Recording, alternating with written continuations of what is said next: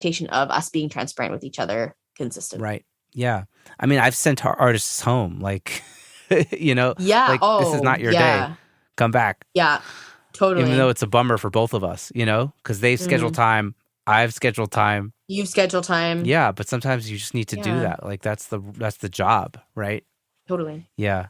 Yeah, man, the vocal session is like vocals are king, right? People talk about that or queen on the Jubilee Day that you guys are celebrating in England. Yeah. Oh God. Yeah. But yeah, the vocal is the most important thing. Like, and it's all fun to get into drums and everything, but like, I love drum sessions, by the way. I love them. I'm not ever opposed to engineering other sessions. There's just something about vocals that I find so beautiful. So no, but you got to pray. But it's a session you have to be the most present on. And I'm thinking about a drum session recently that being present enabled us to get what we needed from the take, because I was like, you know what, like we could say we've done it and we got a bunch of takes and whatever, but I was like, you know what, I never really heard a take where I felt like the kick drum pattern was consistent and would match the bass. Just do it one more time and make sure to be present with that.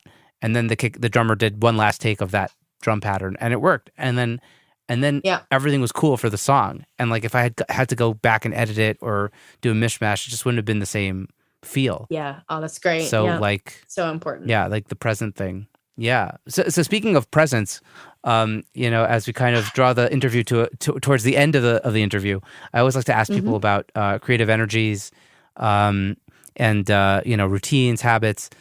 Is there anything you do that kind of helps keep you in a good state of mind to be present, and to have the creative energy to do the work that you do? Like, it could be, a habit or a routine or listening or whatever it is. Like, how do you stay like jazzed to get into the studio every day? I feel like my managers are going to listen to this and they're going to laugh, but coming in early, especially just for dedicated vocal days, coming in early makes all the difference, because I don't want to rush anything. I don't want to come in rushing to set up a mic. I don't want to rush to do the patching, rush to print out the lyrics. Oh my goodness, the person has come in early, so now I'm freaked out. Like, no, I need to be really chilled out, really relaxed. I need to have had a couple of cups of tea before even thinking about anything. I like to kind of take my time. And I might not have that luxury when the artist comes in. Maybe they're on a time crunch. I have to really spend some time with myself. I don't like to look at my phone a lot before a heavy vocal session, especially if it's one where, maybe there's a lot of pressure for me.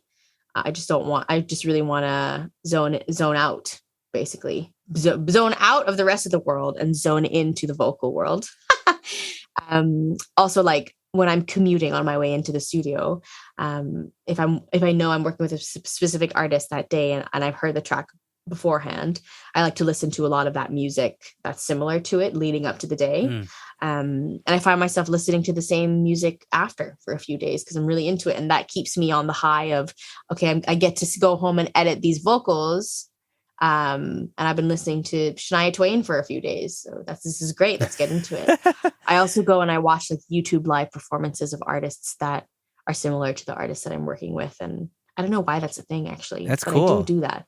It just helps. I think with live performances as well, you can kind of see the body language of these other artists who are singing these songs that might be similar. That's a great tip. It kind of really, it really comes across. You can see like, okay, this is really energetic, or okay, this artist looks really emotional singing this. This is going to be a heavy day kind of thing. Yeah, stuff like that, really. Hopefully that answers the question. Yeah, totally. Wow, that's such a cool tip of watching a live performance of a similar vocalist and giving you a vibe, an idea. I need to think about doing that. Yeah, and like, having the creative energy to like work on Melodyne for hours at a time, that's probably even harder than the vocal session. Well, how do you stay jazzed to do Melodyning? I feel like this is where the audience is going to lose me, because I love Melodyne. There's something so satisfying about tuning vocals. I love it. I could do it all day, honestly. Really? And genuinely. And this is why. And I actually, throughout the pandemic, when I couldn't do in-person sessions, I had a lot of work come in for vocal editing, because I just made an Instagram post saying, hey, message me for vocal editing. I'll charge per hour, and I love Melodyne. I could sit here and do it all day. I can do breath edits. I can do time aligning. Just let me know, hit me up. And I got quite a few hits on that. in the first kind of year that COVID had blessed us with its presence. And yeah, kind of kept me afloat, but I could do it all day. Okay, cool. Well, I'll keep you in mind next time I need some melodyning. Yeah, honestly, I love doing it. And I mean, like, I also try to not Melodyne with headphones on. I try to do it out of the speakers and not at a loud level, actually, is something that really helps. Because, I don't want to feel like I'm getting a headache listening to the same vocal over and over. Oh, yeah. So I just want to, really, I don't know, I try to make it as casual as possible. How long does it take you to maybe this is like too into the weeds, but how long does it take you to Melodyne like a vocal? One lead vocal? Like a lead vocal and like, I don't know. The BVs? And like, yeah, basic amount of BVs, not like a crazy amount of BVs. Probably like an hour. An hour, including BVs. And yeah, an hour and a bit. If I know the artist, maybe a little less. Yeah. So it doesn't actually take me too long. If there are if it's a new artist, actually, like when I first started, I was spending like 3-4 hours on stuff. But again, similar to the mixing thing, I think it's really important to take breaks. Yeah. Like do it in chunks. Do the choruses, done. Sit, get a cup of tea. Yeah. Come back. Yeah. Amazing. Well, yeah, I could do a lead vocal totally in like an hour or less, but like when there's a lot of harmonies, definitely. I find like it just like drags out, Like sometimes you could just use like auto-tune for like harmonies and you don't have to go as in detail. And sometimes it could even go pretty fast. Yeah, actually, I do that sometimes. Sometimes there's a way around. If it's like one phrase and there's like a stack of 8, just whack some auto-tune on it if it sounds fine. The track I was working on today, I was just like, oh, the auto-tune is working for most of the backing track. And I just, and then there were like a few moments where it didn't work. And then it's like, okay, then I just popped on Melodyne for those moments. It's like, yeah, exactly. Kind of like the first time I delegated somebody else to do Melodyning for me, they got it like 95% of the way. And so then it was like, oh, just those last 5% took me like a few minutes to just fix those couple of moments. Amazing. Sometimes got to 80-20 it or 90-10 it. Yeah, amazing. Well, Ramera, this has been really awesome. And I love how focused you are on the music you work on. And I think you're doing great work. Thank you so much. Yeah, it means a lot, honestly. For sure. And as we draw this interview towards the close, I like to ask everybody who comes on the show this question. And so I'll ask you also.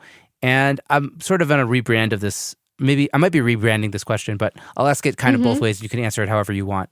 Okay. So looking back on your journey in music and audio, was there something that you did or didn't do that you'd want to impart on your earlier self and be like, yo, Ramera, keep at it. It's going to get you where you want to go. Or maybe, Ramera, quit doing that. It's holding you back. Or you could rephrase it as just like, somebody who's kind of coming up now. What would you kind of want to impart on them to kind of do or not do? It's difficult to be self-aware about this, I find. But if I could look back, I think something that could maybe would have helped me along is having a lot more confidence in myself and my abilities and actually understanding what it is I can bring to the table. It took me a long time to figure out that I was actually good at this, to be honest, or that I was a good assistant or, a good engineer. It took, because I feel like, when you do something badly, people tell you. When you do something well, you don't get told as much, especially in this industry. And, as I feel like I am someone who needs that validation a little bit more. But, I think there's something to be said about just believing and, self-validating myself and thinking critically about like, that if there was something bad that happened on a session, for example, or maybe I had underperformed, let's say, I would just have to think back and say, okay, well, did you do everything that was within your control to make sure that this went smoothly? Yes, you did. So there's no point going back and like twiddling your thumbs at home and thinking about all the things I could have done differently and, how bad of an assistant I am, blah, blah, blah. There's no point. If there was something that I could have done better, great. Apply it tomorrow when I go back into the studio. Or if there was something, I wish I would have asked for help a lot more as well. I wish I had spoken up even when I was at the Institute saying, actually, I didn't really catch that. Could you explain that to me one more time? Would have made all the difference, because I think too often we're afraid of being wrong, or afraid to show that sort of weakness, afraid to like actually let people know like, hey, I'm learning here.